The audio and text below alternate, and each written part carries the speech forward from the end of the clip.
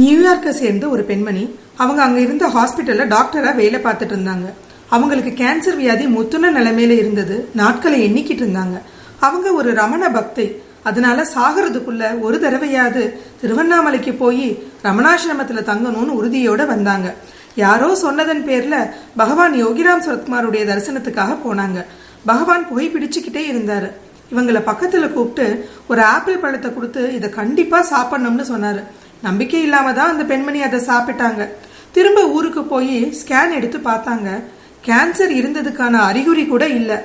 Doctors எல்லாரும் இது பெரிய மிராக்கிள் அப்படின்னு சொன்னாங்க.